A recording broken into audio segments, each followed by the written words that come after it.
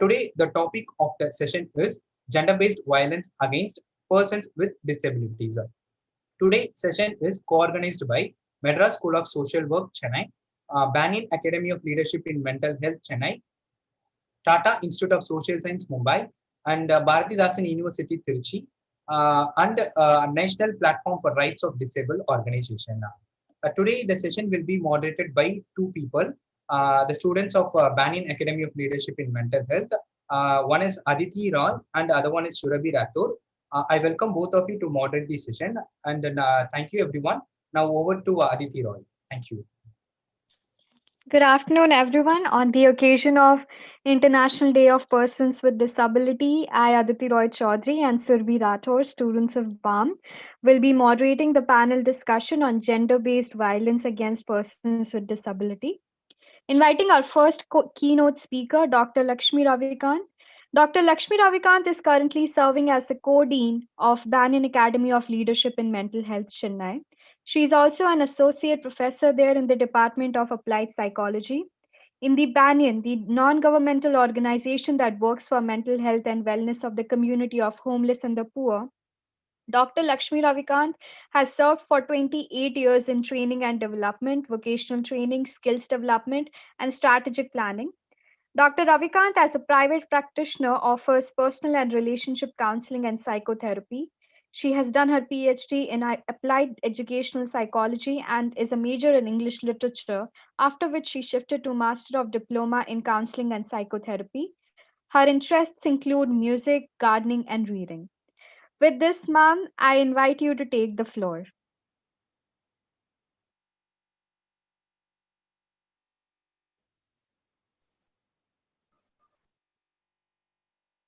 Thank you, Aditi. Thank you very much. A very good afternoon to all my friends out there, and a special gratitude to the HRD network, some of whom I know, particularly Brinda and others.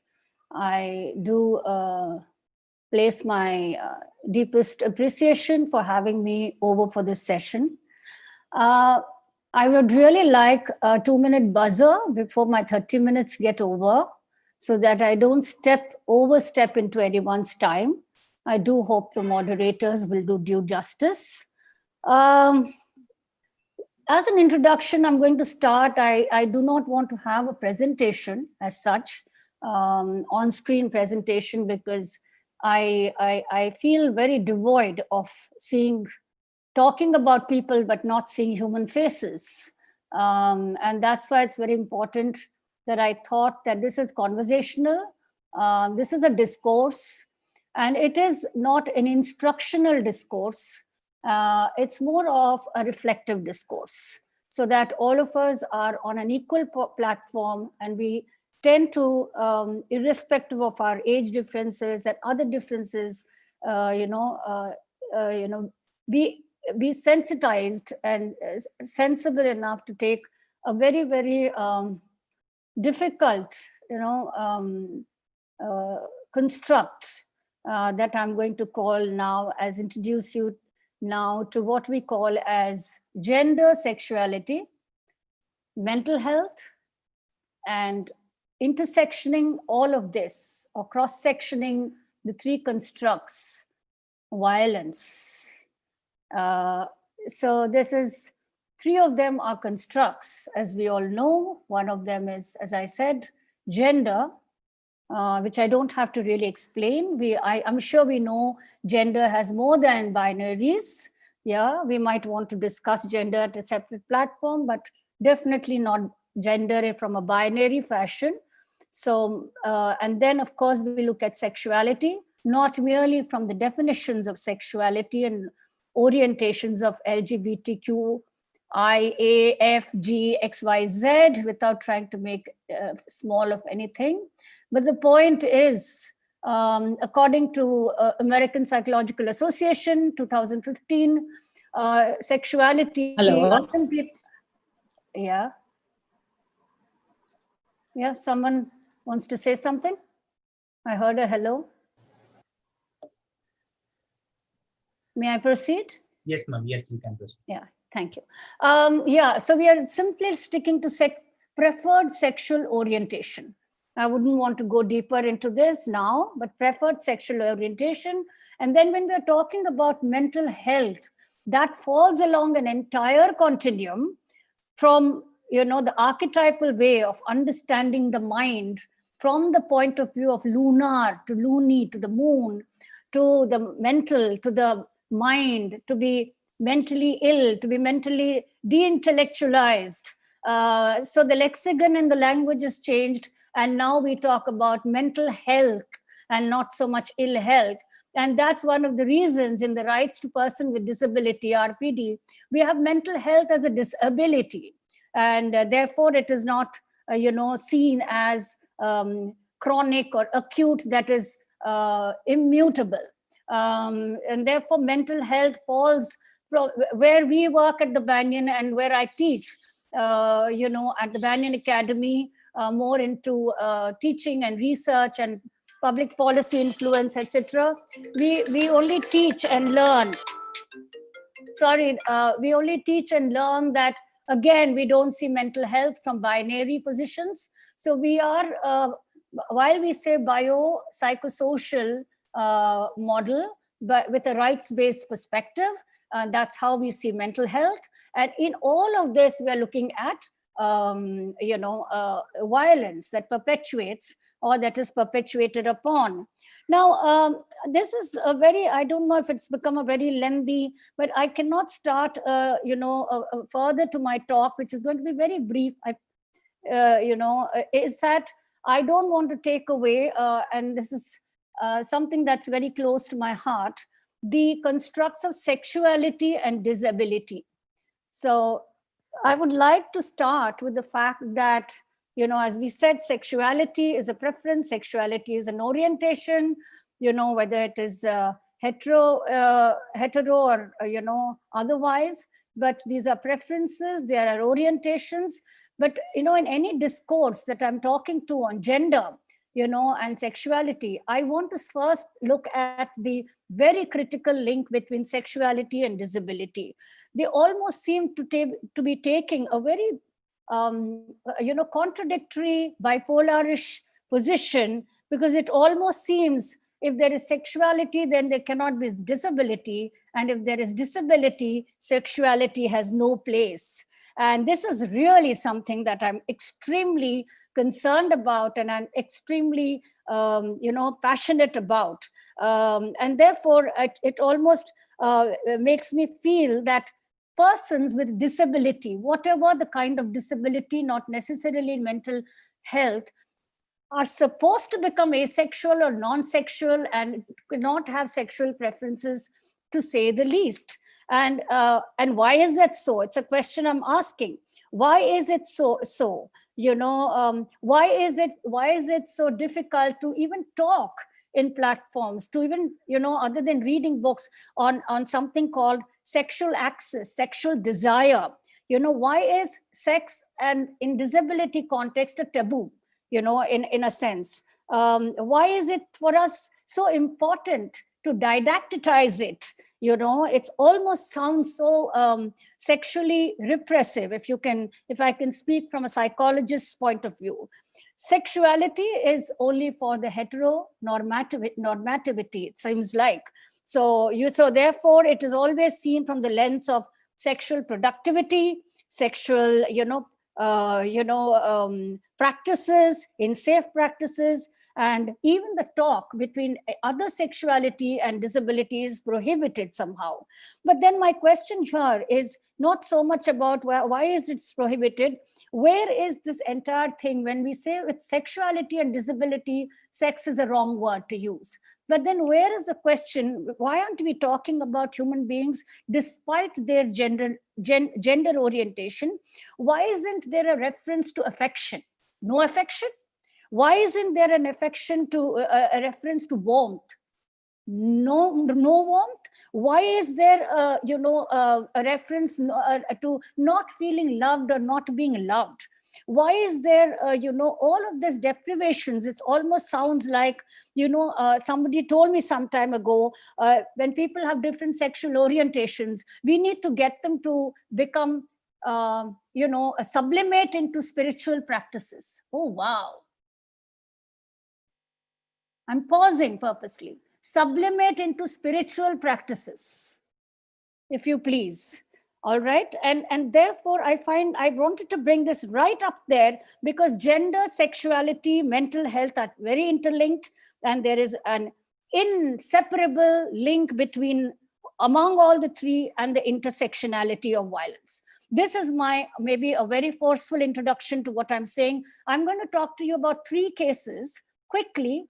And I'm talking to you about these 3 cases during the pandemic. So these are not historical cases. I'm a practitioner, and I'm talking about these cases that have happened between March and now. Case 1, I will not name. It's, I'm just going to skim through the case because I would like a discussion on this. This is the case of this young person now with Zoom and WhatsApp. I got a frantic call from a friend psychiatrist in Delhi who asked me to see somebody, quote unquote, who speaks Bengali from West Bengal, right? And because I do speak Bengali. And then I said, all right. And the appointment was fixed via the kind psychiatrist. I must put that in place. But there were no takers for a couple of days. And I was asked not to seek a person who seemed to be very desperate for help. So I waited. And then after this happened sometime in early April, then about May, I got a call from this client who then became a client eventually, who basically said that, gave the whole background of being a singer, being an artist, working in a multinational company, lost a job, came back home and had a meltdown. And then you think normal pandemic behavior, right? Everybody's having a meltdown and with no precursor to any mental health history earlier. And so, like anybody would start on a very mutual trust, we started engaging on a very, surface level talk of what do we do, how do we go about it, how do we deal, just like everybody's doing, what plate of food do you eat, how do you become resilient, how do you look for alternative jobs, which I think is very superficial as a therapist for me. Psychoeducation, they don't mean anything as a therapist to me. So, but still we went on with this dialogue, and then she went underground again. I got concerned, and because there was nothing beyond this that I heard in 4 sessions before that. Then I got a call from another person who refused to identify herself, but she said, this person who's been seeing you has been now under prohibitive hospital care. Mind you, both her parents are doctors. Why is she under prohibitive care? Because she expressed her sexuality of being, woman lesbian. And the lady who called me is her friend. And therefore the whole Pandora's box during the pandemic opened out, because there was almost something like forced conversion. There was something like deprivation of food. There was huge doses of medication thrust on her, because the erudite family, even with a boy who's going to become a medical scientist, could not accept the fact that the sister, the daughter came out, as we say, unquote, and there was violence. Case 1, gender, sexuality, mental health, and violence. Case 2 is the case of another young boy, 19 years old, working in Mumbai, cutting this short, on the 19th floor, got a number from someone and called me and said, I need help. And why do you need help? What kind of help do you need? Said, I'm on the brink of suicide. And I'm thinking, how on earth from Chennai, do I help or enable somebody? I said, this call came at 9:30 in the night. And I said, you seem to trust somebody whom you haven't even seen miles apart. So I don't know how to help you, but the only thing that occurs to me to help you is sit through the night with you. So our conversation started at 10 p.m. with the boy showing me the balcony of his 19th floor and saying, I want to jump. And then we started having this conversation. And the conversation again briefly became the fact that he identified himself as now bisexual. The bisexuality, was such that during this period, it was all fine, but he was working and he contracted COVID and he was COVID positive. And neither of the partners said they will help, neither the boy nor the girl. Why? Because they're afraid to take somebody out, because already there is such an invisibilization. It's almost like if somebody sees you, they think you don't have a straight orientation. So they were scared to take this 19-year-old partner, to a service facility in the fear of being found out. And the boy's other, aspect was he was being let down. Look at the complication. And having invested so much in these two people for over maybe 4 or 5 years, decided to jump off. So anyway, long night over, and then one of them, was there in the apartment, a small tiny one, and said, will one of the sexes I won't mention, said, I'm willing to take you to a mental health service, provided you say, provided you don't disclose, quote unquote, anything, and you say I'm your, say brother or whatever, that sort of a thing. Even so, there's this, imagine that homophobic tendencies over there, and this boy, with utmost anger, said, all right, for the sake of treatment, for the sake of COVID treatment. Case three is, I'm talking about the Banyan. We are working with the homeless. We are working with the ultra, vulnerable poor. These are people with earlier conditions of mental health issues. They've come to us, husband and wife. They're working for, in a small little place. And we get a call from the family saying that both, they need medication. They don't have a job. The children are starving, whom we call ultra, poor, ultra vulnerable and poor.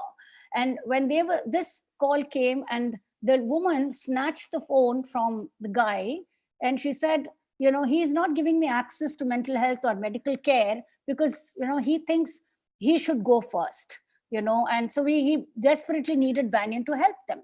So we said, both of you have equal right and equal access to help. Why is it that you? And then the lady revealed, again, this is a married heterosexual couple, revealed the fact that she was the one who seemed to have had more severe mental illness, quote unquote, than him. So he was treating himself as the codependent somehow. And though he was substance use, he had a substance use issue, but she had a diagnosable illness. But he said, so I need the help first and not you, because you're mentally ill. And and therefore there was also a lot of violence that was perpetuated on her. Violence is not physical. Violence is invisible violence of the family ostracism, the children ostracizing her, medical services not giving help. So when we say violence, I think we should not get into gory scenes of people pulling up their swords or ranting off from their mouth. Violence is a silent weapon. In gender, sexuality, and mental health, violence is more silently perpetrated than vocally.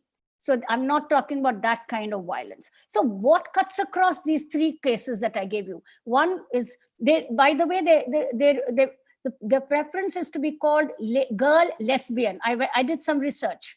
Okay, so I'm not saying, and the preference is to be called bisexual. So there is a lexicon and a literature, and that's around it.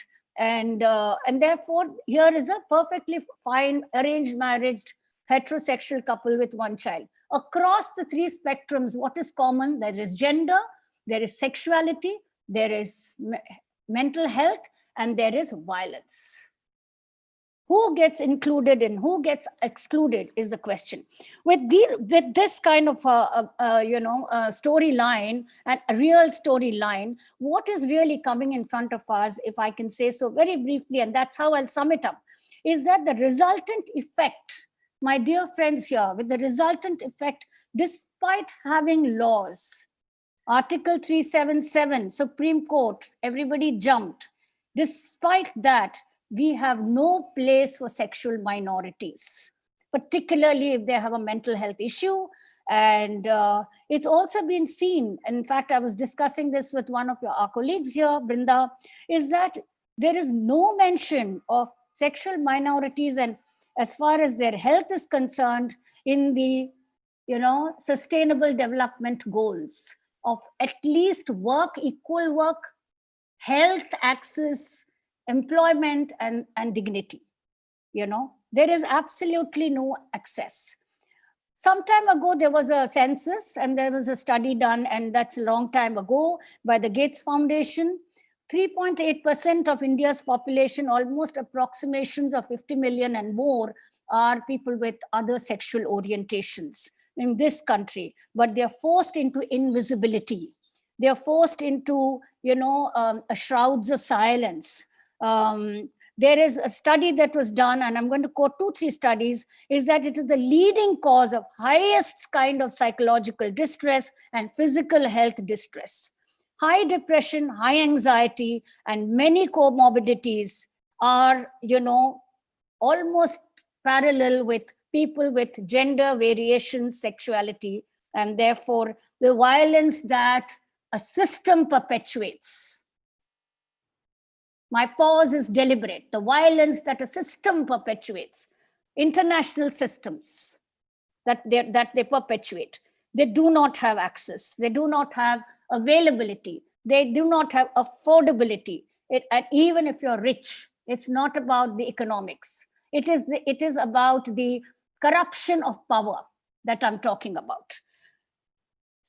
Another study that I recently saw about Wandekar and Nandkar, I think it's a 10-year study in which they looked at where of gender, sexual minorities, and violence, is that most of them were perpetrated with violence and they had very low health indices, low mental health, again, because of the lack of 3 A's: accessibility, affordability, and today I will add another A, acceptability.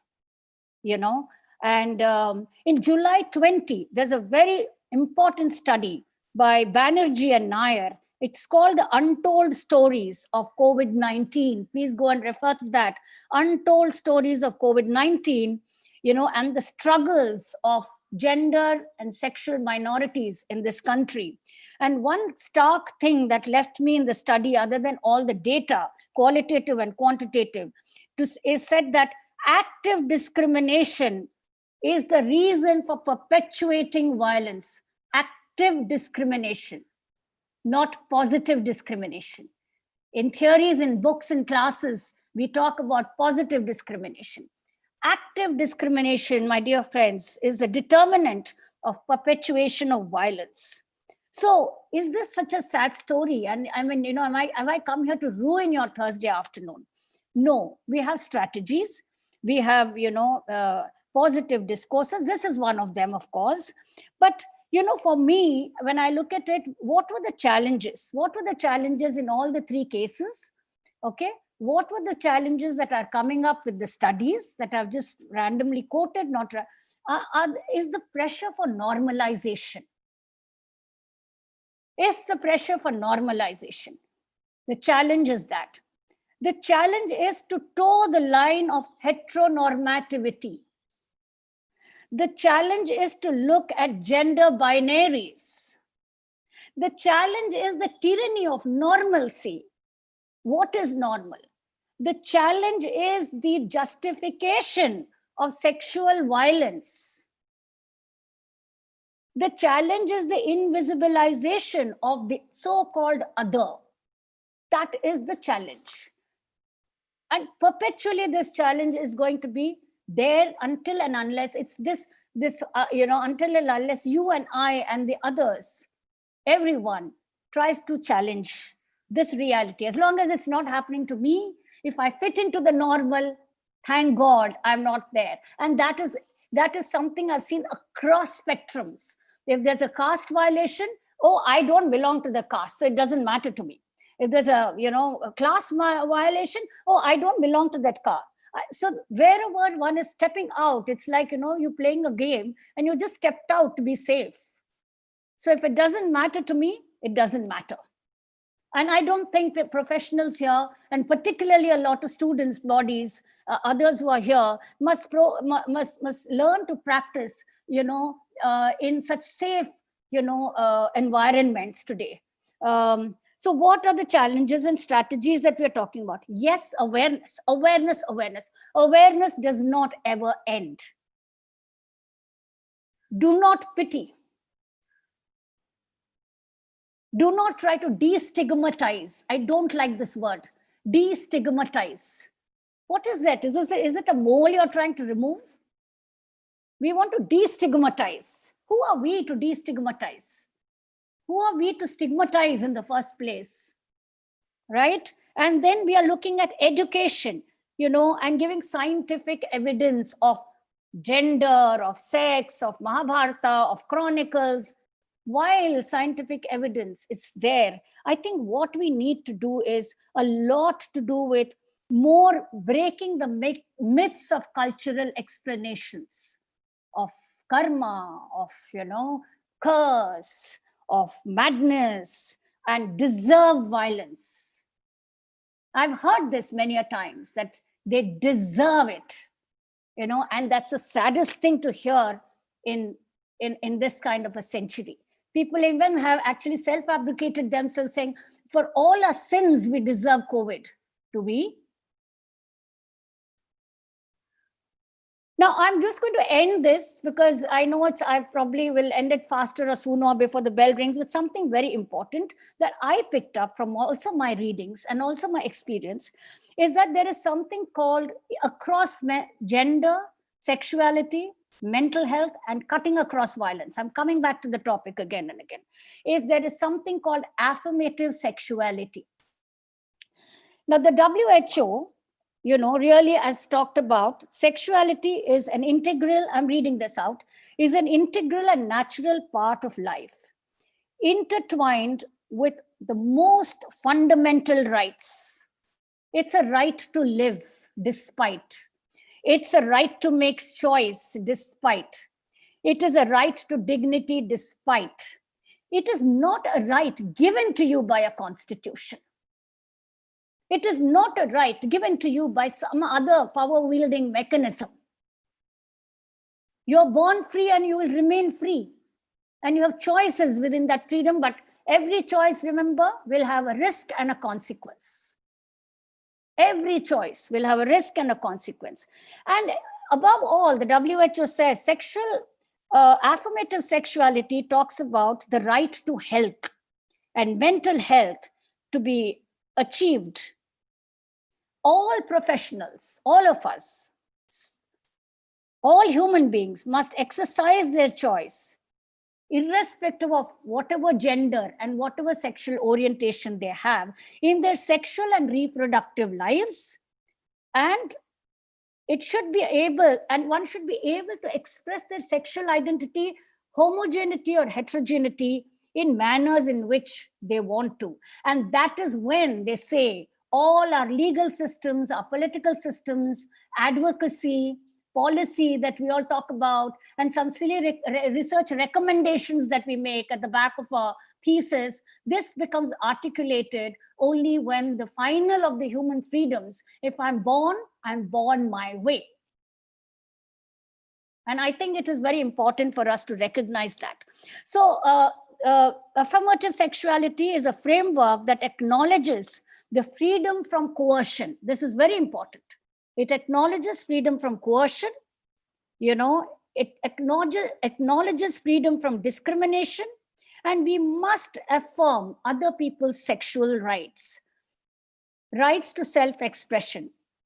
Rights to their own sexual preferences and performance for well-being.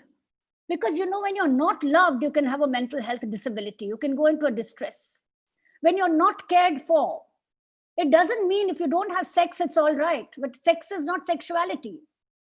If you don't have warmth, if you don't have the hand of another, if you don't have the kindly touch, it doesn't mean it has to be an opposite sex touch. If you don't have that, your health and mental health can go down the docks. And this is something that I want to emphasize, that sexual preferences, well-being and health is a lot to do with, you know, the humanity that we all puppet. So it's not all about my body. It's also about my mind. It's also about my emotions. We modify the whole gender sexuality discourse, you know, and therefore it is only in this that we look at, you know, respect, the true respect that I'm talking about. I don't know if I've exceeded time, but I am going to stop with a very wonderful, you know, morning I was reading something, you know, and I thought about this. So if somebody asks me, so what have you spoken, Lakshmi? I'm asking myself, what I've spoken is the whole introduction to the context of gender, sexuality, mental health, and under the framework of disability and violence. I have given you, you know, the psychosocial paradigm that is needed in our discourses. I've talked to you about sexuality under and disability have to be brought out more and more and spoken about, and not it's a deprivation for people who have disabilities. Sexuality is a no-no, is something that is pretty you know, difficult. I've given you case studies so that you see these challenges that emerge of the case studies of the need for normalization, the need for heteronormativity, the need for gender binaries, the pushing for, you know, violence, and in the form to violate means to bring people, to make people straight. No. And to be able to look at what is the resultant effect in terms of health and mental health. And then finally look at the many strategies may be prevalent. I'm not here to give a lecture, but I think affirmative sexuality talks about it all, not just from a WHO perspective. Every country, every nation, every region, every form of humanity needs to look at the three things that affirmative sexuality talks. They talk about the right to life. They talk about the right for respect. They talk about the right to be diverse. You know, that's affirmative sexuality. So friends, I'm going to end with this beautiful, slightly modified quotation that I've, you know, picked up from Gloria Steinemann's book, As If Women Matter. I was just gleaning through it in number of times. I'm ending this by saying that the human race is a bird with two wings. As long as there is gender, violence, one wing will be broken. Only when that wing is healed and strong can humans fly. I'd like to end my talk here. If I've been short, I think I've been sweet. If I've taken it longer than necessary, I beg your pardon for it. So I would like to repeat this entire thing. The human race is a bird with two wings. As long as there is gender, there will be violence. There'll be violence. One wing will be broken. Imagine the bird that's ready to fly with one broken wing. Only when that wing is healed, the gender and the violence part, metaphorically, and that becomes strong, can we as human beings, as a humanity, fly. On this note, thank you very much for giving me this opportunity. Thank you all for being there and being so supportive. I'm open to taking questions. I'm open to any kind of dialogue, discourse. If I know something, I'll share. If I don't know, I don't know. Thank you. Thank you so much, ma'am. There was so much that I personally gathered from what you said. So before opening the floor for questions, I would like to summarize the entire session and highlight the important points. Ma'am started off with how this whole discourse is rather reflective and not instructional, and gender, sexuality, and the language has changed. The way we are dealing with gender, sexuality, mental health, mental illness, everything has changed through the course of time. And now we have mental illness as a disability, which is not chronic or acute, but it is immutable. So we don't see mental health from a binary perspective, but rather from a right-based perspective. And we are looking at violence through the same lens. Sexuality is I'm sorry about the noise. There's some construction work going on. Okay. Sexuality is a preference and it is an orientation.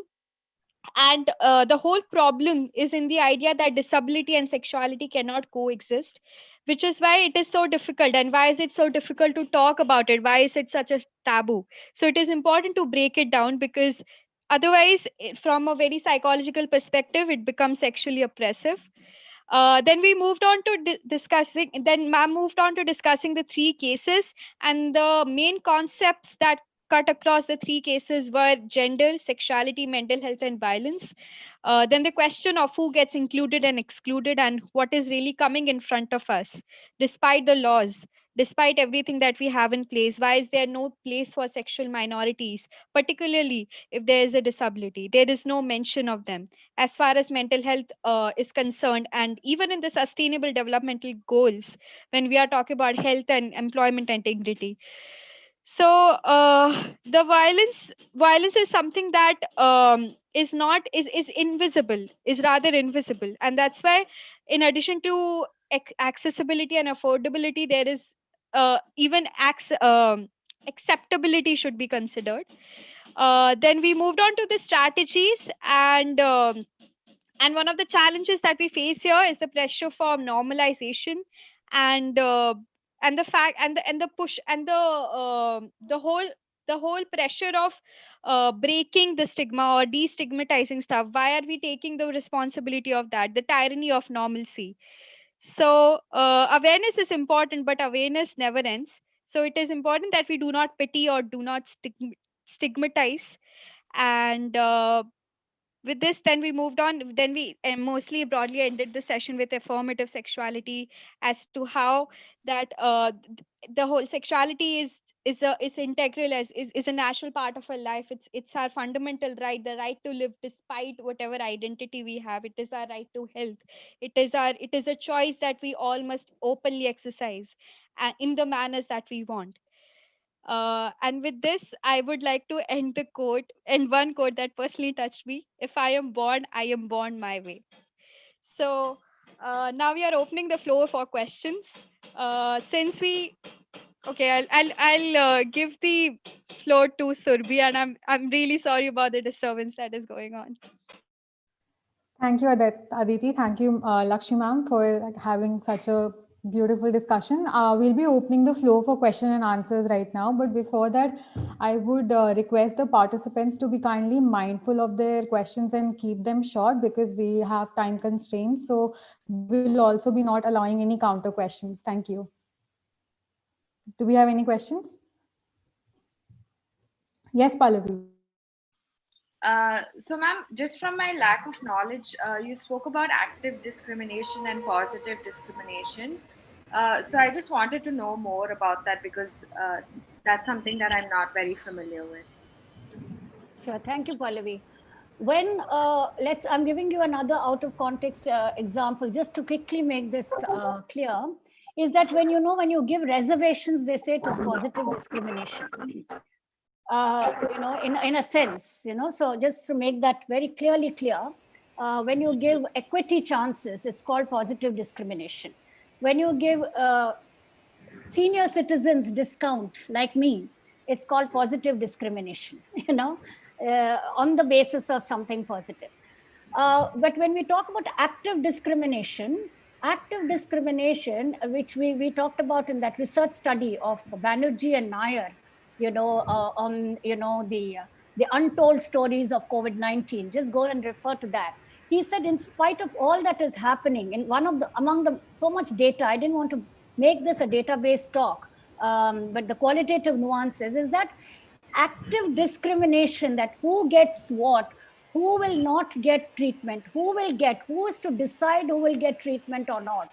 Look at the second case. The boy was broken because he had to take a sexual stance because he was bisexual, and obviously it implies he had a male and a female partner, and they said they will help if he chooses one and does not disclose identity. Now that comes under active discrimination that perpetuates violence, is one of the key statements that the researchers make in their study. When you make active discrimination, not with the intent, nobody would defend discrimination saying it's discrimination. You know, in fact, in Sanskrit, there's a beautiful word for discrimination. In fact, it's not discrimination, it's discernment, called viveka. Doodh ka doodh, pani ka pani. That's fine if you're able to discern. But here, active discrimination almost connotes to the fact that one, maybe because of socio-economic and paucity of resources, there's so many other nuances, you know, that people start making certain active discriminations, not realizing that they also lead to a certain kind of a violation. That's what it means. Is that all right? All right, thank you. Thank you. That was a good question to, you know, for all of us. Do we have any more questions?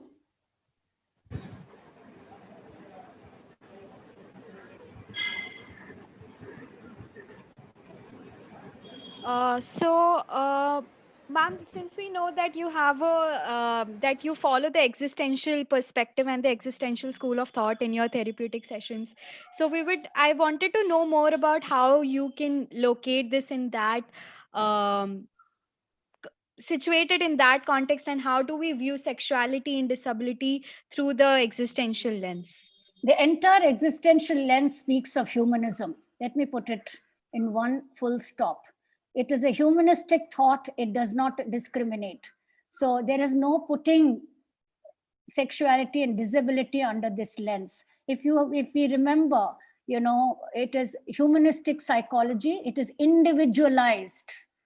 The entire therapeutic practice is individualized to the person. So you wear those glasses, you wear that lens that best befits your client, and that best befits their choices, you know, their right to live, their will to make meaning, you know, in their lives, their will to make choices. And if we do not, and if we keep them not in the, and if we don't go back to the why of everything and stay in the here and now and look at what they can do for themselves, making their freedoms of choices, as I said, which have risks and opportunities which they'll have to mitigate for themselves, that is where the existential therapeutic, you know, I won't say a practice or praxis, I would say that kind of orientation stays there with that individual. The same kind of a story with another individual is another story. Do you get that? Then you can never have two clients who are the same, quote unquote. It is only for DSM and ICD-10s. You're standardizing human beings based on data. Fine, no problem. We can do that. But when the person who's sitting in front of you is neither falling into any of these brackets, and that's a very, very key part of an existential psychotherapist's life. There are no binaries. And it's tough, let me tell you that. Thank you, ma'am. Thank you. Do we have any more questions? Okay, ma'am, we had one more question with you. So there are usually assumptions of sexuality of persons with disability, mostly around the idea that they are asexual or aromantic. Do you think that the denial of one's sexuality leads to gender-based violence, especially in the context of persons with disability? Yeah. You know, I mean, it's a very complex question, I think, Surabhi. Have you asked that question? Yeah, as complex sometimes as you are, but also as simple as you can be, you know, when we dumb it down in our research sessions. But yeah, what I'm trying to say here is, if you're saying there's an assumption that they're enforced to be non-sexual or asexual, because as and I'm very glad you brought this up. I was going to end saying never segregate sexuality and disability. As I said, they are seen like two different planets. They belong to two different planets. I'm making this very simple.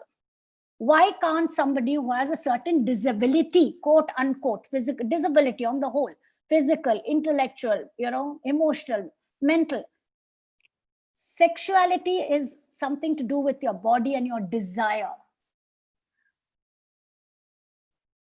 Where is the privilege of the mind and the body to be so perfect and so much in unison that only then it's not a, it's not, this is asynchronous. Like you cannot have, you can't have synchronicity.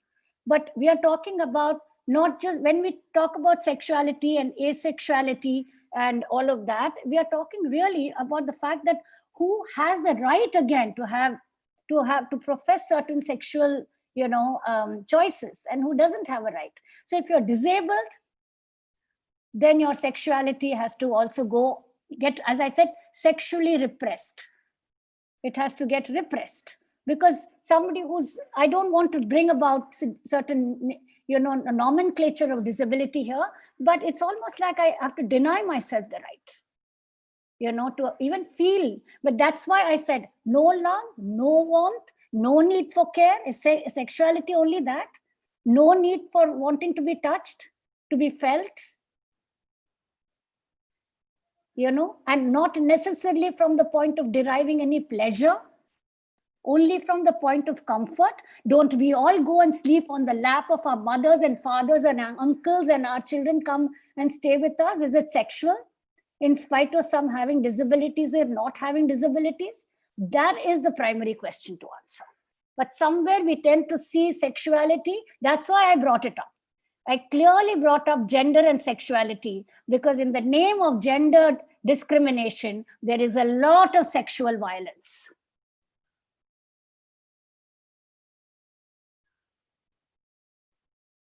And particularly this whole push towards, as I said, heteronormativity, or, which,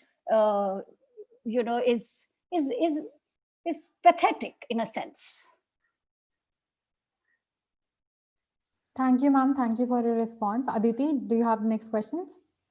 Yeah. Ma'am, I wanted to know more about how can we deal with issues like infanticide, and how can we situate the whole issue at the intersection of gender and disability? Yeah, after all, what is infanticide? Violence? Isn't it? Isn't it violence? Feticide, infanticide? Based on what? On sexual preference? Based on what? So when you place this, that's why I said violence is an intersectional, it is along a continuum. So when there is a gender, whatever gender, when there is sexuality, and more so when there's a disability, violence seems to be thinking that whoever perpetrates or the violators and the victims both think ye to hona hi tha.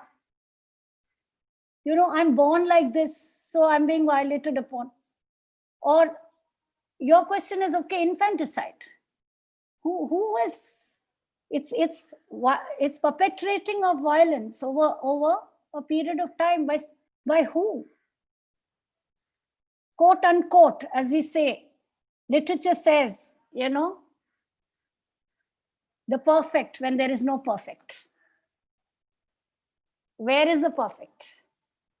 For me to take a cognizant choice over feticide, infanticide, and other sides. So that's a big question for us to really deliberate on. These are fabulous things to think about. Where does this sit? It sits plonk in violence.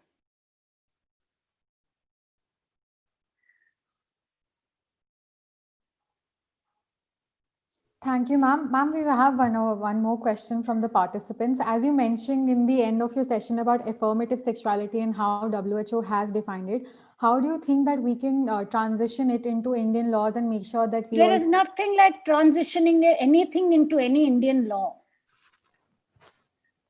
Those are only conveniences for us to fight when there is legislation. What has Article 377 actually done?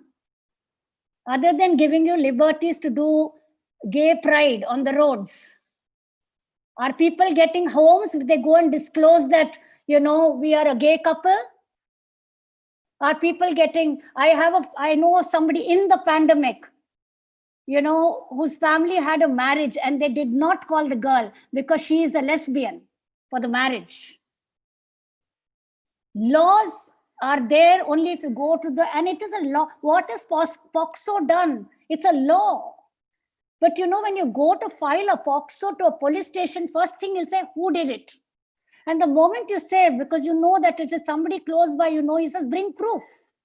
Then he will file. So laws are a separate, they need it. They're extreme, but you need law activists, quote unquote. You need somebody to, so, you know, so WHO says many things. And why do we have to bring it to India? What is WHO saying? Affirm sexuality, sexual affirmity is important. 3 things: right to their choices they're making, if sexual orientation is a preference, right to dignity, and right to work. Where is the question of bringing this into a law, into a constitution? Will you and I employ? We have to think about that. Will you and I allow our children? Will you and I, you know, be friends? It comes at the common man at the ground level. The more and more of us feel that we belong to all and not they and us. Till then, we will only be working with a jargon that I introduced called sexual affirmity. But I also feel awareness is a constant exercise. Awareness, it does not end with destigmatization. It continues with awareness. Bring it out into the open. Talk about it in the open. Just don't make films and books and love poems on it. Talk about, you know, the real life context of human beings. You know, I think the more you normalize, quote unquote, the so-called non-normal stuff, you know, then we'll become okay with it. Now, everybody's okay at least with using the word in public called sex. Nobody says, did you do that anymore? At least your generation, I know, to a lot. And why not? Why not? I don't want to take up Shampa's time if she's already come in, and if you want to take a break, because, you know, these are just discourses. As I said, these are only questions to reflect, ponder, and I didn't want to make it instructional in any which way. You know, I like all of us to be in it, to think, because I'm not a champion and I'm not, you know, I don't hold, you know, any kind of a claim to be some gender right activist. No. Ma'am, I have a question. Can I ask? Please ask the moderator if they allow you. Yes, Soumya, can we know your question? Yes. So, ma'am, my question was how important is, I mean, how exactly do we implement education on sexual health with persons with any form of disability? How seriously is it taken, and are there any policies around it? Probably has to do with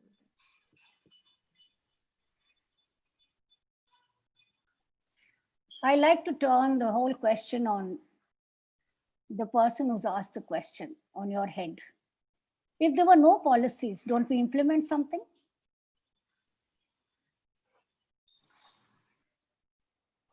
You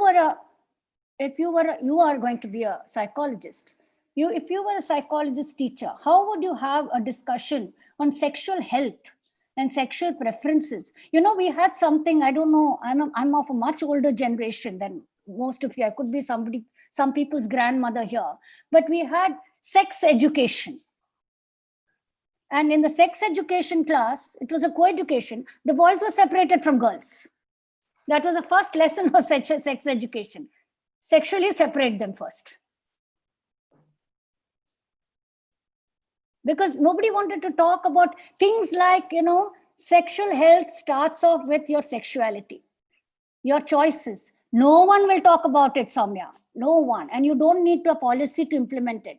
If you speak about it probably in a school or in a discourse, you might just get dismissed also for introducing pornography into the minds of the children, you know, in a sense. But people can talk about they'll talk about reproduction without telling you how reproduction happens. They will talk about menstruation without telling you how to use a menstrual cup or a menstrual pad, or a pad. They will talk about contraception, without telling you what contraception. Somebody long ago, I remember, when I was doing my PhD, talked about why can't PDS systems, where you get ration, dal, atta, chawal, public distribution systems, public health systems in there, why can't they have their, birth control pills, contraception, and sanitary pads being given with 1 kilo of rice and 1 kilo of chawal if there are? But everybody, like said, what are you talking? How can you give sanitary napkins and condoms and this? This is for atta, dal, rice, and chawal and oil.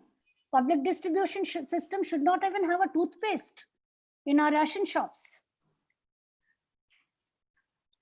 That means if you can afford to buy a toothpaste, then you don't need a ration shop. You see?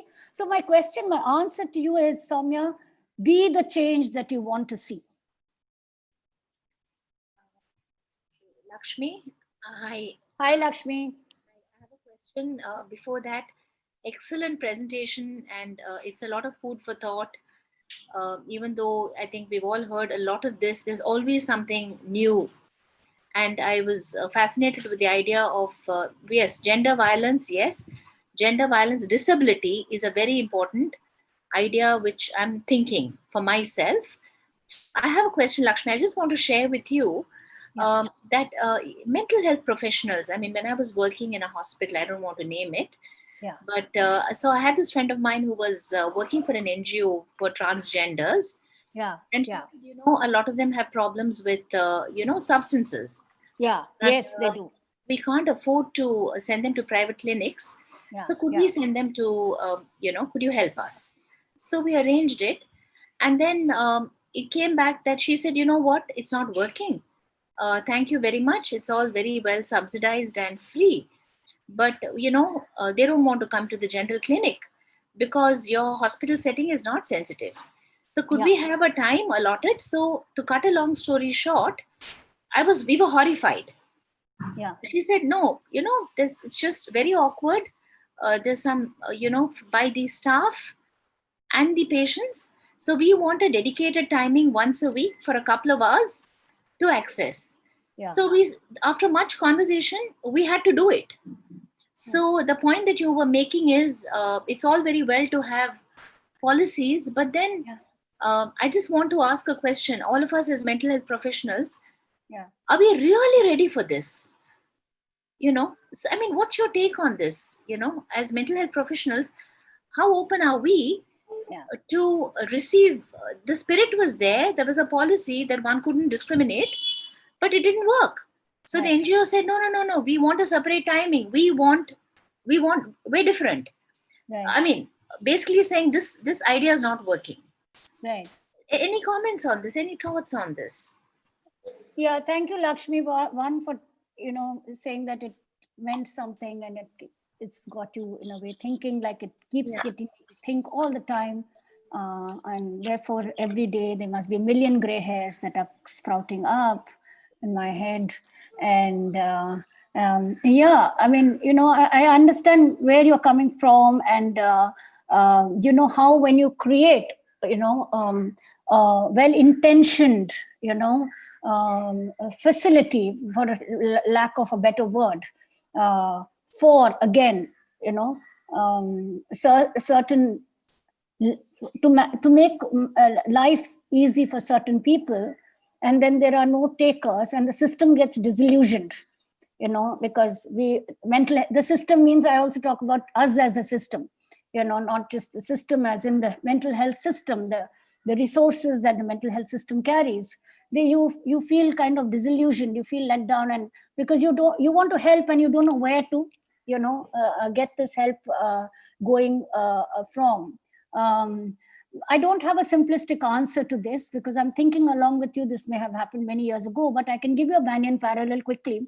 The fact that I think one thing that I don't know, I don't know about the organization, but one thing that is required is, keeping memory and perpetuation of or something sustainable, even if it looks in deficits and minus first.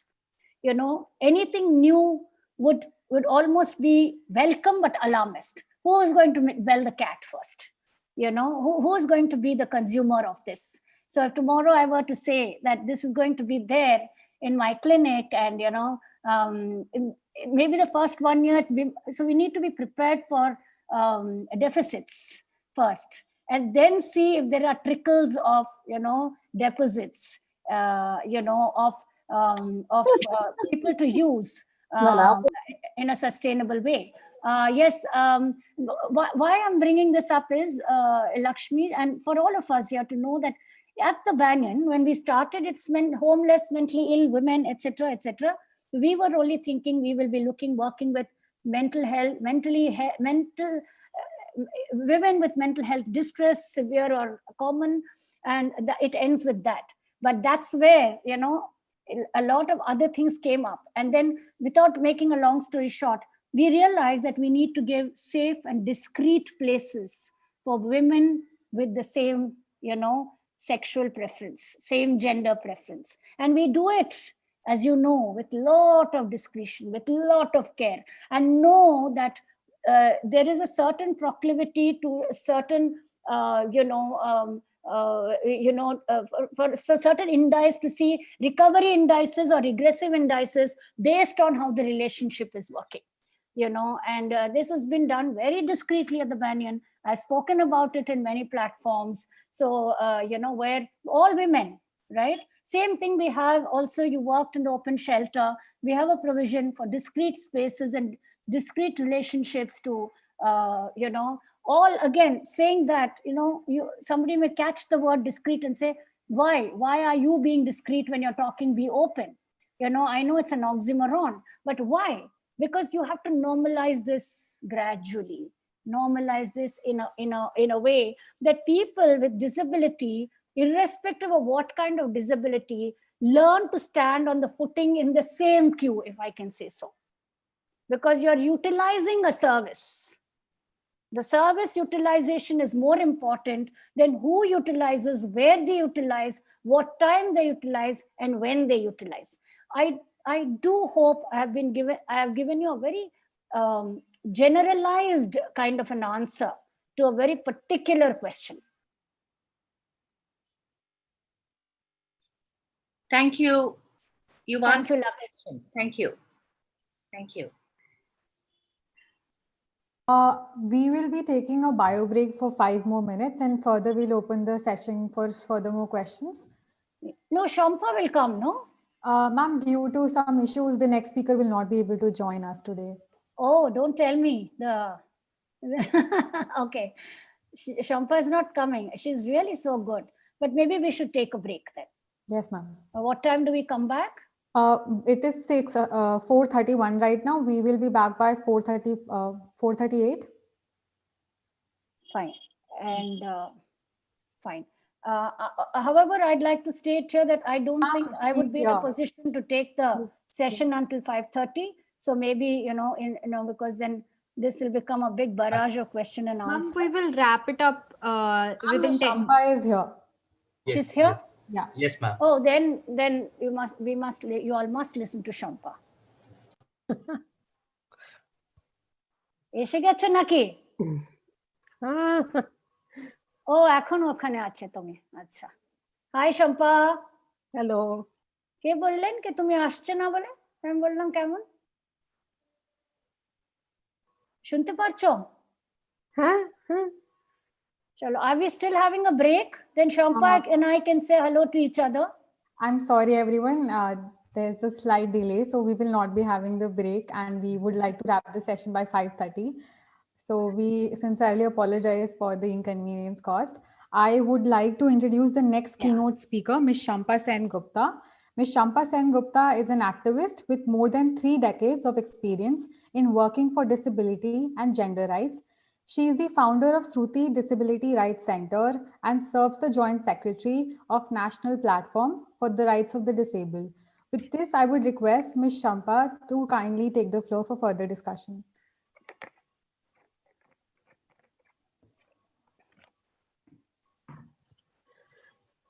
Thank you, and greetings of the day for the International Day for the Day of Disabled. I'm extremely sorry for joining late, actually, because it's being 3rd December. It's extremely busy day for most of us. We are having too many programs today. I'll just go into the topic so that we don't spend more time in. When we're talking about gender-based violence, for a person with disability, I'll not even talk about girls, women, transgender person, right? I'm talking about in general of all kind of gender. When a child with disability is born in a family, she is not, I'm just for the convenience sake, I'm using the pronoun she now. She's not very much welcome in the family. If you think of our society, if you think when a child is born, when the child is expected, the first thing we say is we don't want, we just want a healthy child. That's a very common kind of comment that we make. So that is how we actually welcome when a baby is born. And our laws, if you look at the laws and policies of our country, if you see the MTP Act, the Medical Termination of Pregnancy Act, even our PCPNDT Act, PCPNDT Act, since so many of you are working on gender, you'll probably know of it. It talks about that why one shouldn't be aborting, it's aborting a female fetus is punishable in our country. But these laws, the MTP Act, the PCPNDT Act, all these laws actually allows fetus with disability to be aborted. Now, this is not something, I'm not saying that I'm not against abortion. I'm not saying that every abortion should be stopped. I'm not saying that. But what I'm trying to say is how we position a child with a disability in our, even the laws and the policies, we see that they are unwanted. So you can abort fetus who's with disability.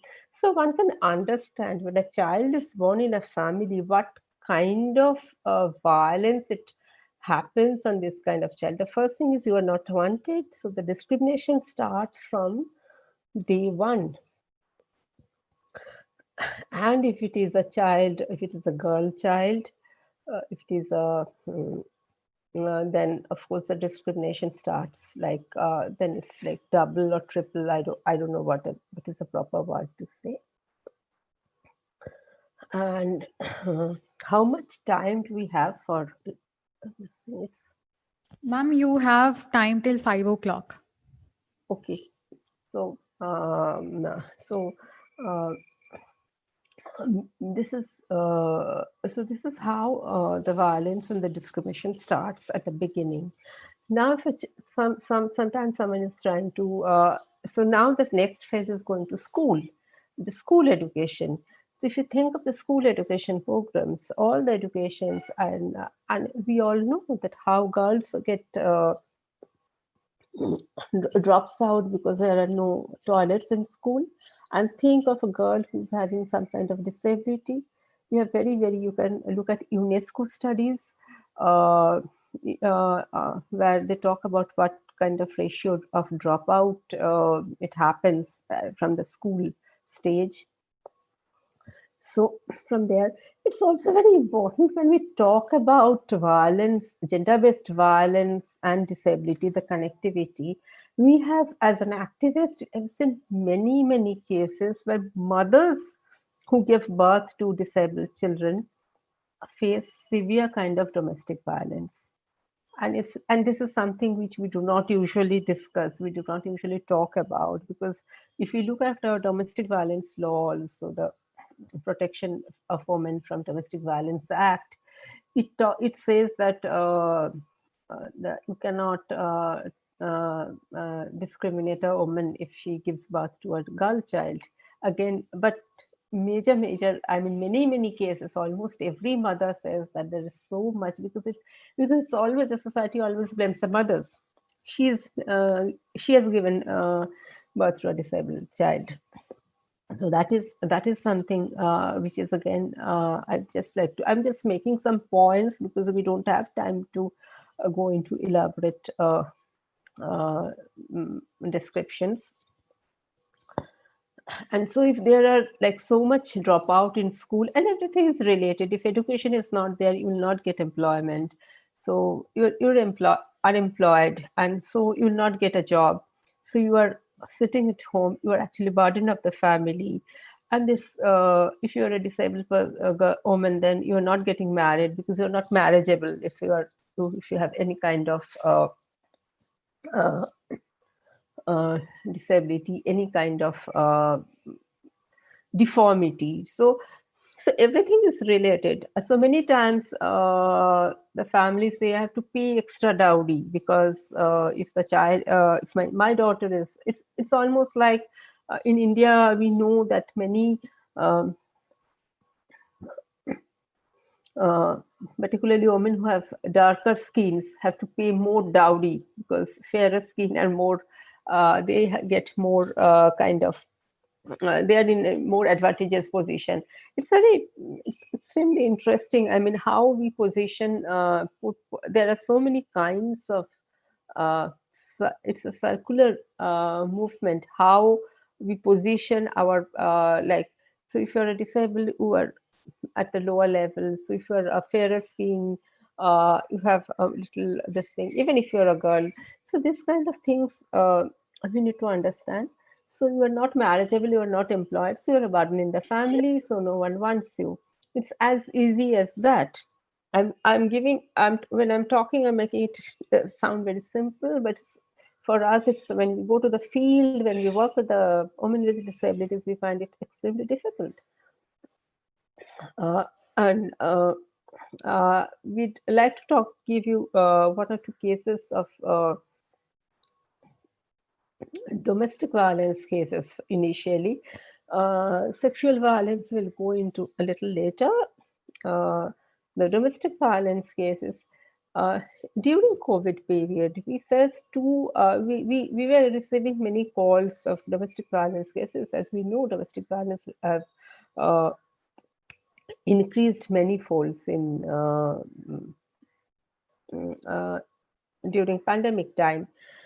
So one particular case I'd like to talk about. This was a young girl. She's not disabled.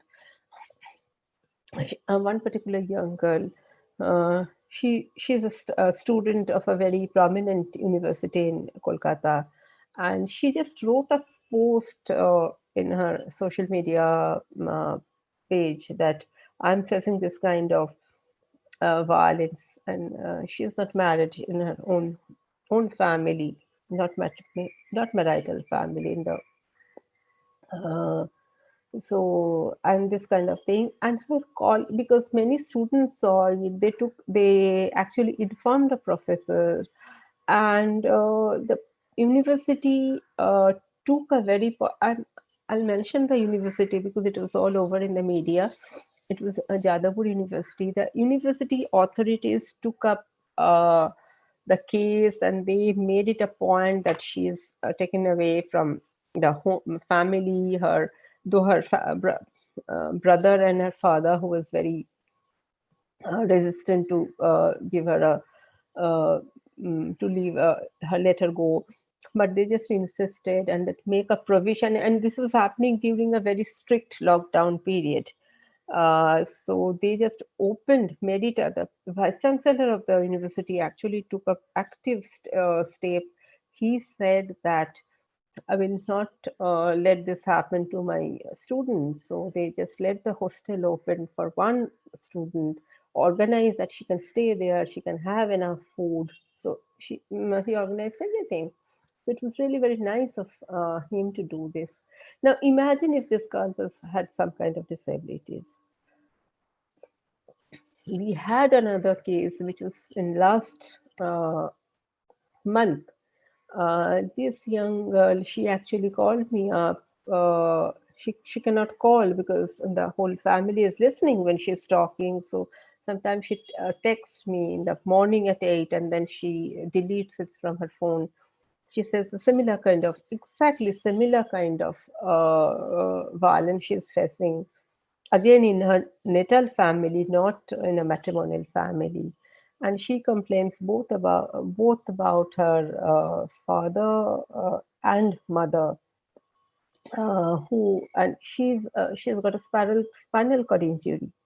So for her, uh, mm, even if she wants to, even if we want to help her to come out of her house, we cannot do it because there is no shelter in our city or in our state which actually will give shelter to a woman who's 22 years old and whose need to use a wheelchair.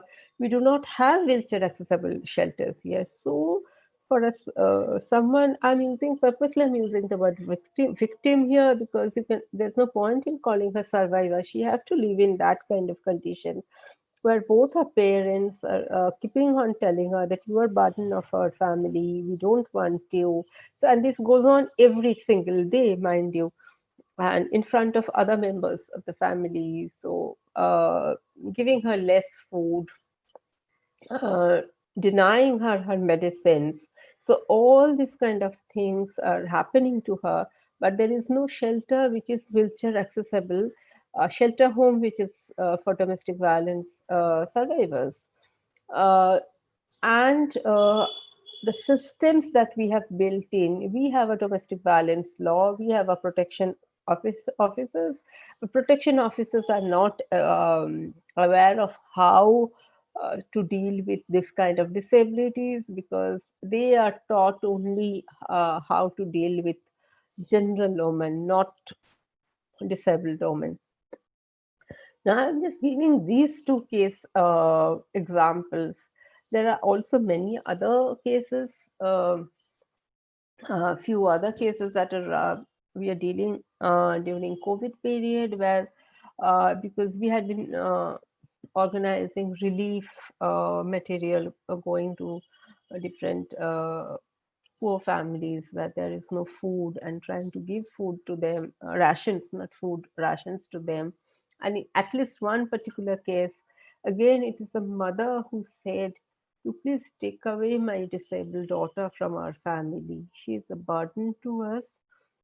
We don't want to feed her," because during lockdown time, suddenly the family income has gone so low because suddenly the brother lost job and the factory got closed, and they're very poor families. I mean, you cannot blame them in the sense they don't know how to. They said she's just an extra mouth to feed.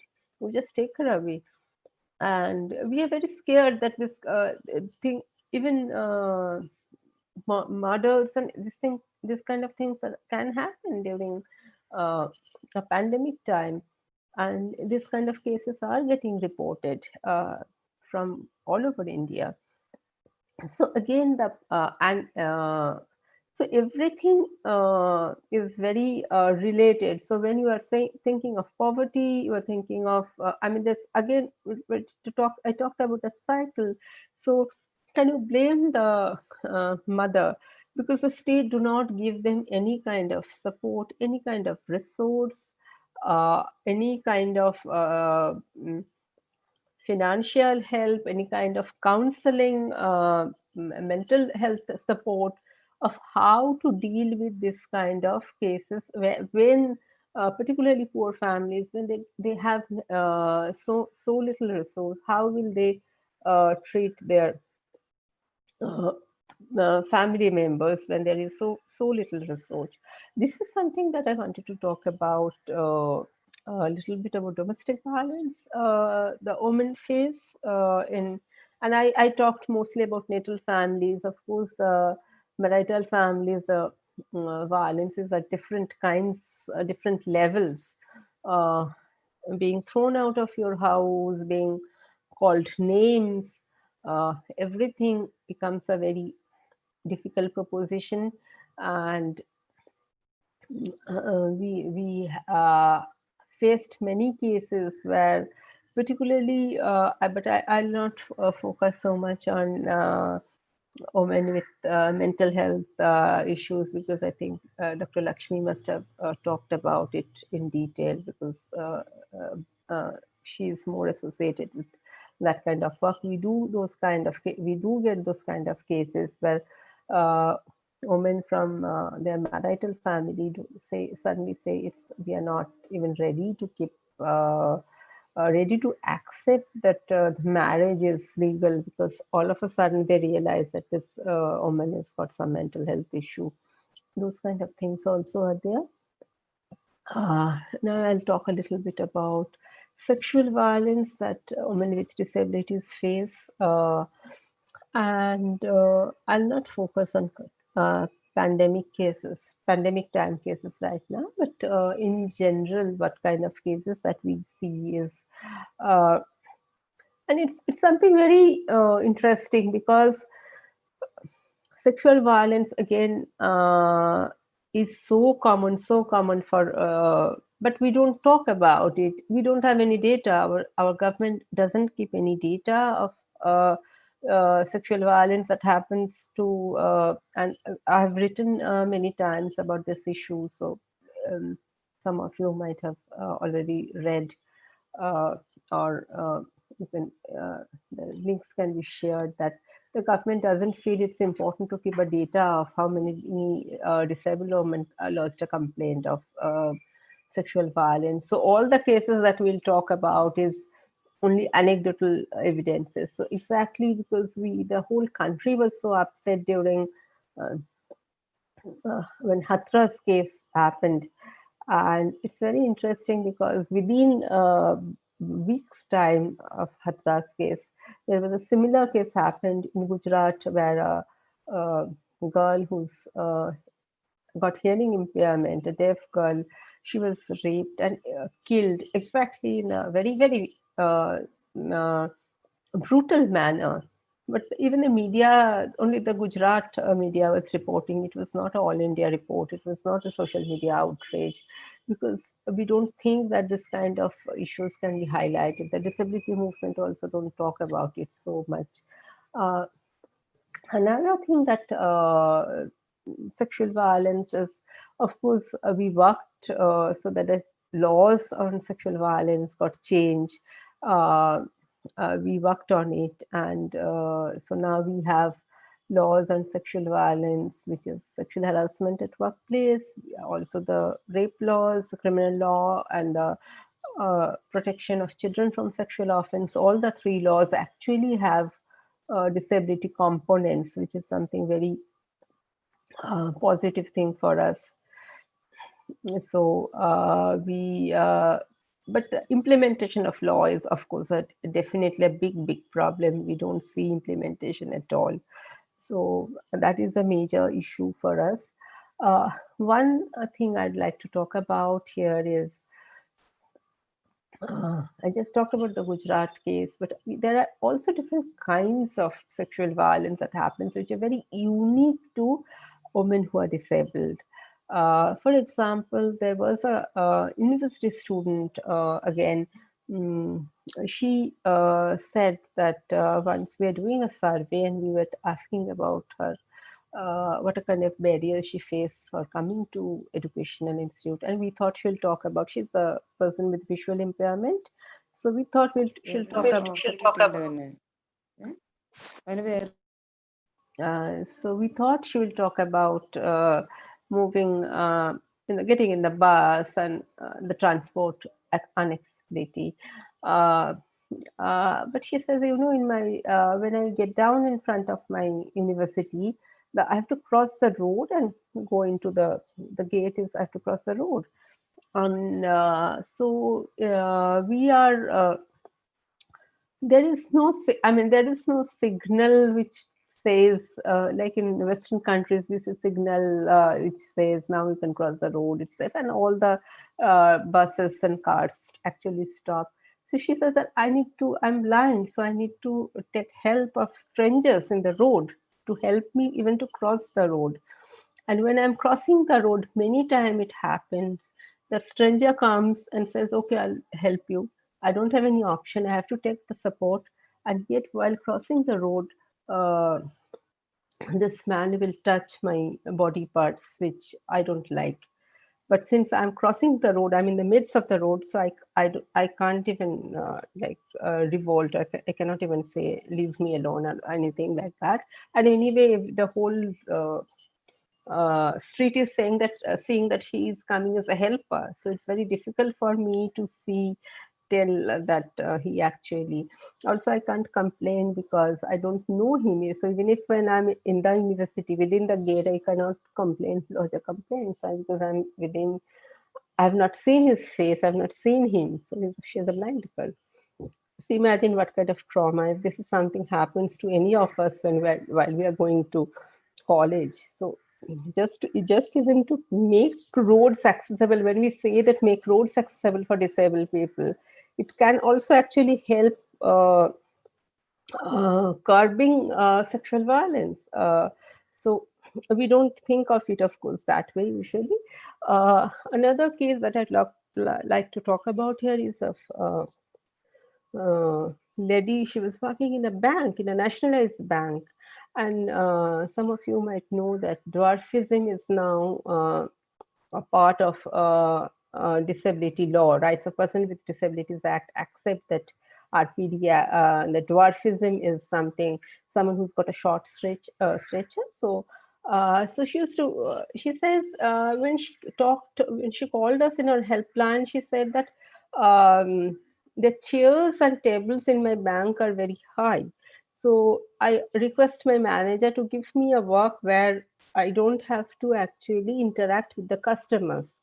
There are different kinds of work one can do in a bank, but the bank manager refuses to do so. So I cannot even sit in that chair. The chair is, if many of us have been to a bank and see how high the counter is. So she says, I can't, even if I sit in a high chair, I cannot see the face of that. And it's very difficult for her. So she said, I went to lodge a complaint to a senior manager. And the manager listened to me, but afterwards there was laughter in my bank, in the office.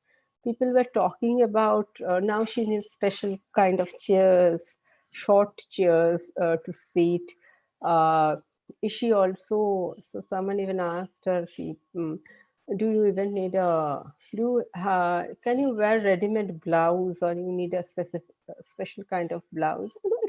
Just imagine there are 3-4 men who are asking a woman that can you, like, asking about her body, about her blouse size, fitting of her blouse, things like that. So that's a direct sexual harassment at workplace case, and we worked on it, and of course we lodged a complaint because this is something not acceptable. And these kind of harassment, sexual harassment, violence, again, we usually don't talk about because we think that this is something, it happens once or twice, but it's not so. It's something that it happens to majority of women who are disabled. They just don't have the voice to speak about. They don't want to talk about it because they feel that I'm dependent on. So this lady was also very, very reluctant to even lodge a formal complaint. She said, suppose I lose a job, I'm a disabled person anyway. So it's very difficult for a person to live a job like that. And I'd like to just end because we don't have much time. We have 3-4 minutes. So I just wanted to end because we're talking about gender-based violence. So I'd like to talk a little bit about people who identify as LGBTQI, that group. And there are many people I personally know who identify both as disabled and who are either transgender or gay or lesbian. And for them, even to coming out is such a problem. They cannot access any kind of service if they come out. Not only to the families, the state does not allow a person who identifies as transgender and disabled to get any kind of benefits. They actually, they are being, they get threats that if you come out, if you're getting disability benefit, you cannot talk about this. And these are the things which are not just verbal threats. These are the things that it's being told to them, but in not so in a very, very directly, these things like that are said. So I'm actually, I think I'll just ready to take questions, because I don't want to go into more, because there are many, many case studies. It's better, I think these issues can be better understood instead of using theories. I could have talked about theories, the laws and policies, but I think the case studies give more insights to us at how difficult it becomes for disabled person with disability when that person is facing any kind of gender-based violence. Thank you. Thank you, ma'am. Thank you so much for that insightful session. Firstly, we would like to thank you for linking the intersectionality between gender-based violence and persons with disability, and feeling comfortable enough to sharing with us the ground realities around sexual violence and domestic violence and your experience in the field. And how you mentioned about how there is no proper sensitizations of the law officers about how to take care of persons with disability, and also for giving us insight into the lives of their lives and how the challenges faced by them. Thank you so much, ma'am. Now we'll open the floor for questions. Aditi, can you please take over? Yes. Does anybody have any questions to ask? You can put it on the chat box also. We can address them on your behalf. Okay, I'll go first because I have a question. So, ma'am, a lot of interesting things that I didn't know about, especially related to the legalities of this intersectionality, this intersectional issue. But ma'am, I wanted to know more about, is there any gender-based violence against men with disabilities? Because the session broadly covered women. Is there, does that happen too? And if so, is there any example of that? So should I answer now? Yes, ma'am. Yes, ma'am. Okay. So yeah, I mean, it's a very interesting question, because when you talk about gender-based violence, we had a call from a boy who's 15 or 16, around that age, and he had cerebral palsy. So he said that usually it's my mother who gives me a bath because he's got some problems in his upper arm. So taking bath is a problem. But now I have seen now, because the mother is unwell, and so there is maid servant who's actually giving me a bath, and I don't like this, because he always touches my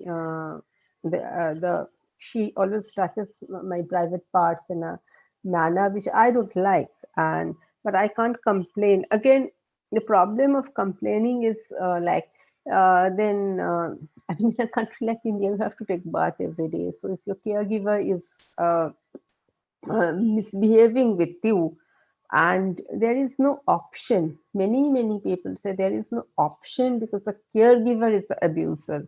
So this is one case, and there are cases of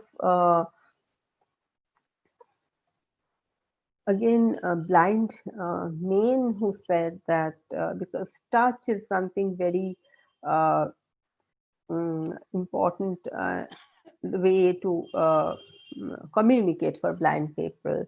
So blind men also said that they felt that they didn't like some of the touch that while and both by I mean the abuser can be both sighted and a blind person. So it's not that it's people will not be they cannot be abuser. We need to be very clear about that. So I mean abuse is something it doesn't go with your ability. So those kind of cases we get cases like that. So it's not that we don't get, but again it's not so many numbers at least that we come to know of are less in numbers.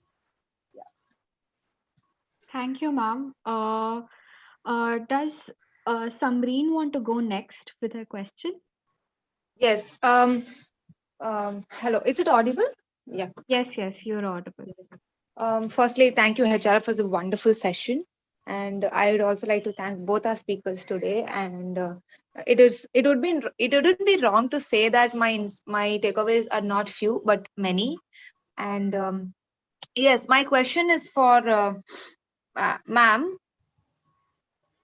So yes, ma'am, despite of violence against person with disability being a global human rights issue, the survey I came across, the survey led by National Coalition Against Domestic Violence, it says around 37% of cases domestic violence against people with disability are simply neglected. Neglected not just by the community around, but also by the police and the judiciary. So, ma'am, can you just give some insights on how and why is it actually happening? And if so, how can we modify things for betterment?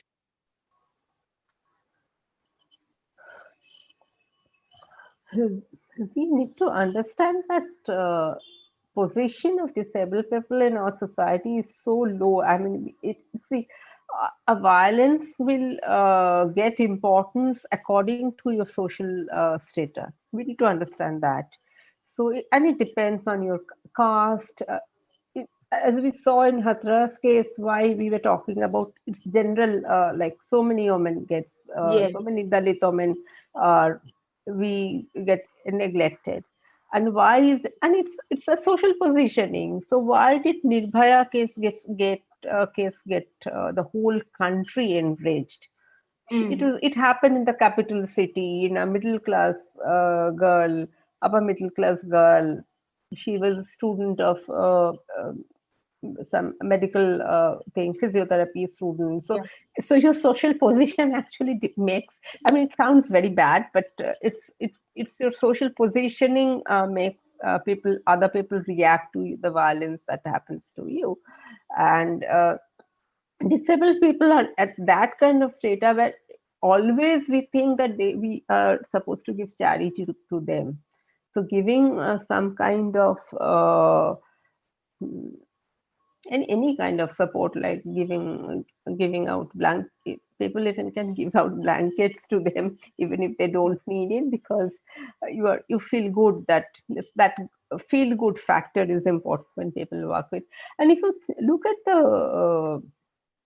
the way majority of the very few disability groups in our country even look at violence as a major issue, it's always we are talking about access and access to education, access to which are very important part, because these things are denied to disabled people historically.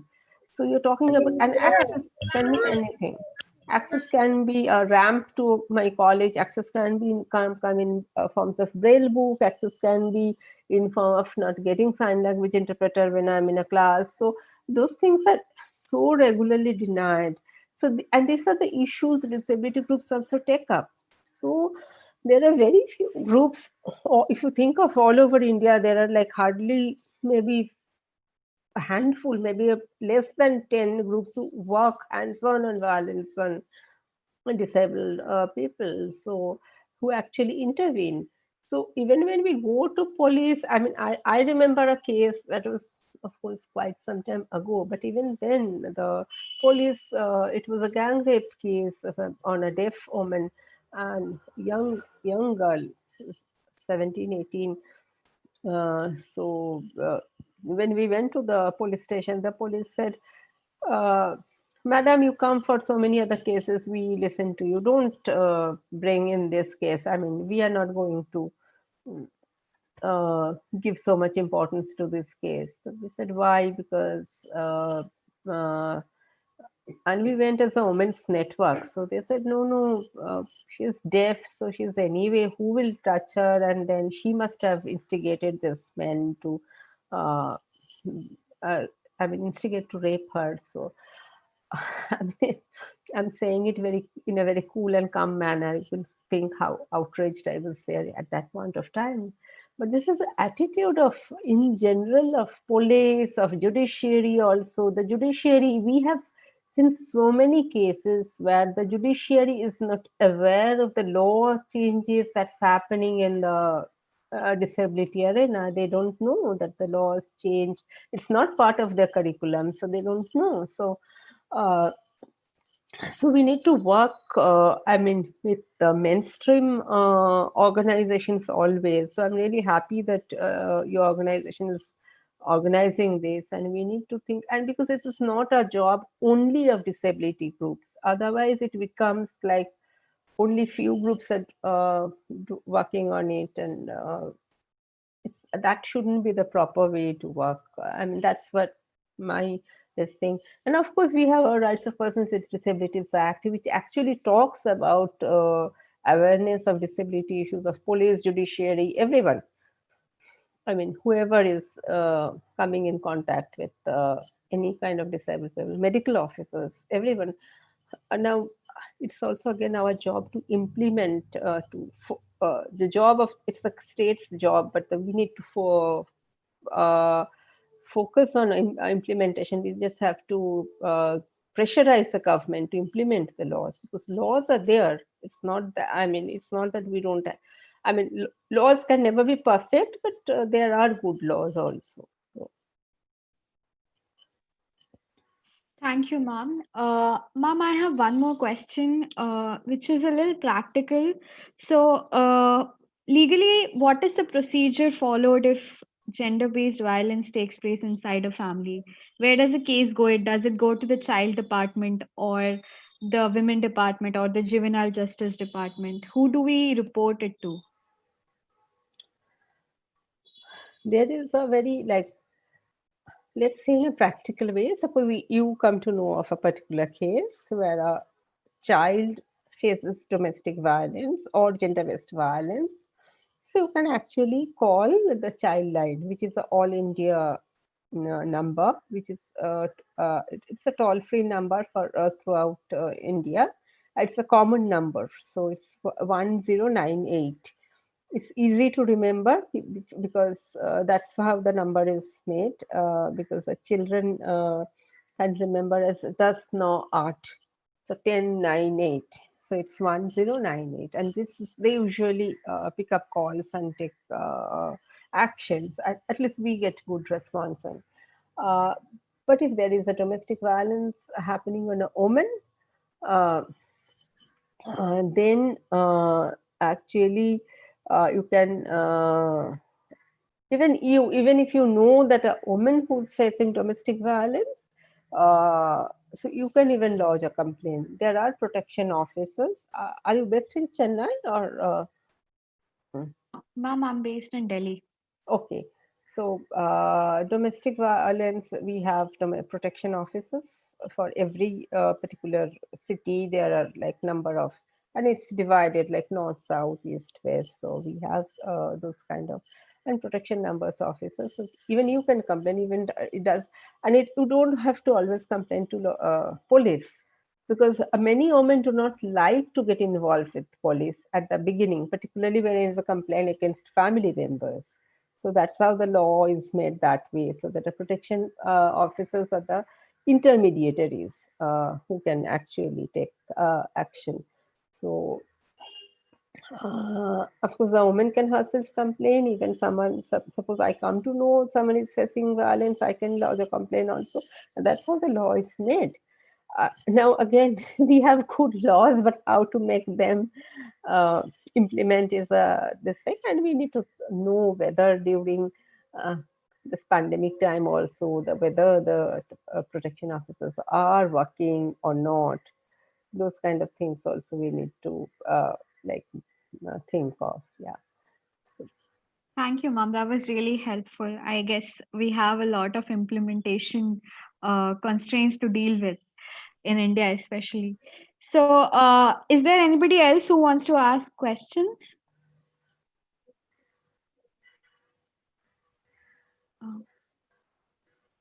Okay, so with this, I would like Surbhi to take over. Thank you, Aditi.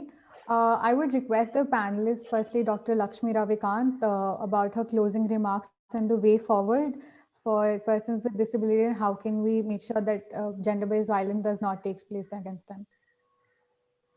Thank you, Surbhi. I think I've spoken enough and we've had enough question and answers. So the way forward is the way forward to have tea. And these deliberations can go on. I think the only way forward is for all of us who are here, and if, you know, to be able to inspire, ignite, I don't want to use bigger words, to take on the responsibility and handhold, help, because generally we look at, you know, systems as government or NGOs or individual crusaders who, you know, who are going to champion and save. So I think if all of us in our own ways, you know, make our own internal, you know, I won't say commitment, but somewhere if we can make our own internal framework of reference sensible and sensitive towards violence of any sort, you know, inner violence or external violence, violence even in the form of simple communication, you know, as it's perpetrated, and it begins from there. I think each of us needs to chip in our own way, and I don't think I have the wherewithal nor the standing to give a one size fits all answer. I would like to just stay with that. Thank you, ma'am. Thank you for sharing it, and we hope that you have a good tea now. We would ask Ms. Shampa to go ahead and please give us her closing remarks for the way forward.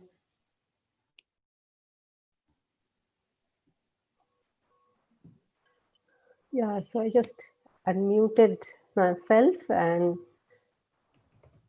I think that is the message. We just have to unmute ourselves.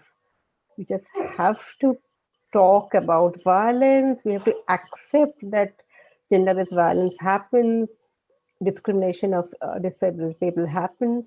And once we accept it, I mean, I think the main problem is acceptance. Because in our society we live in, we think that family violence nahi ho sakta hai, it's family and matters. No, we have to unmute ourselves. We have to accept it. We have to talk about it. And we have to, all of us, if there are 60 participants, the Zoom tells me. So if 60 people here think that we start talking about it, then the change will automatically happen, because you are not talking in vacuum, you're talking to 60 other people. And of course, the main problems, main responsibilities, of course, the states, it's a government responsibility. But if we all start talking, the government will listen. I mean, any government have to listen if there are a large number of people talking about an issue.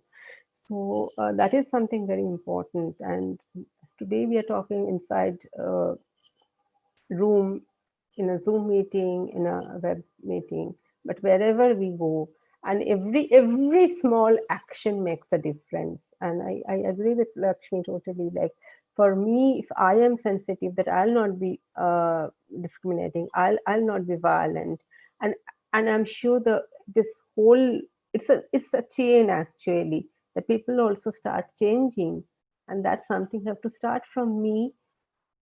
and we have to make our voice heard. This is something very important. Yeah, I'd really like to come in here and add on to what Shampa is saying. Also, I think we are speaking almost in a similar voice. But then I feel sometimes these realities become very real. If I don't want to be sounding violent or cruel when they happen very close to home. As I said earlier, we see it from it's happening to them and others. The lens is not close to us. It happens, at a distance.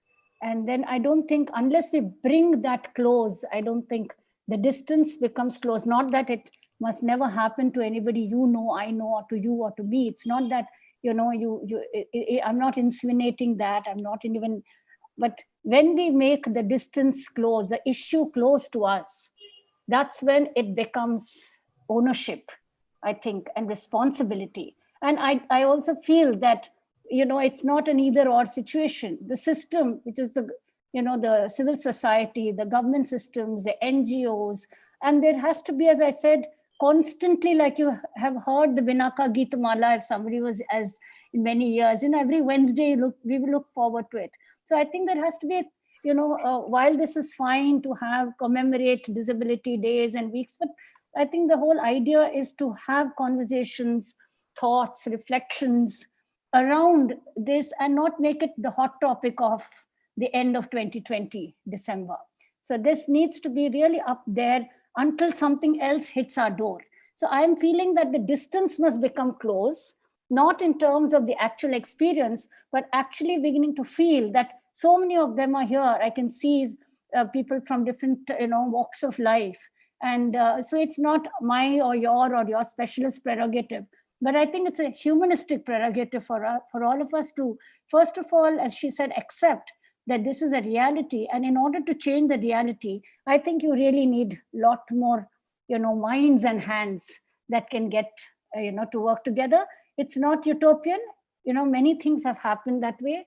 And it's a question of, putting that into my here and now, my today. That's important. Starts with my own home, my neighborhood, my family, my not from a selfish point of view, but as humanity, I think. Thank you so much, ma'am. Thank you, Dr. Lakshmi and Ms. Shampa for sharing your experience. We would like to thank both the speakers for firstly taking out their time. And as Ms. Shampa said, the very act of unmuting yourself in Zoom meeting makes us available that we have a choice and we can always use our voice to make sure that others are also heard.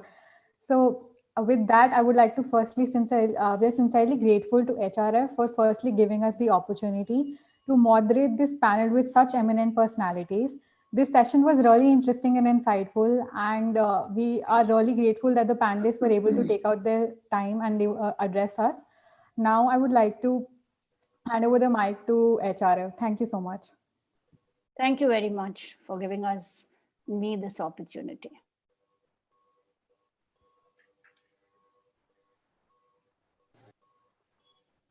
Yeah, thank you, Surabhi. Good evening.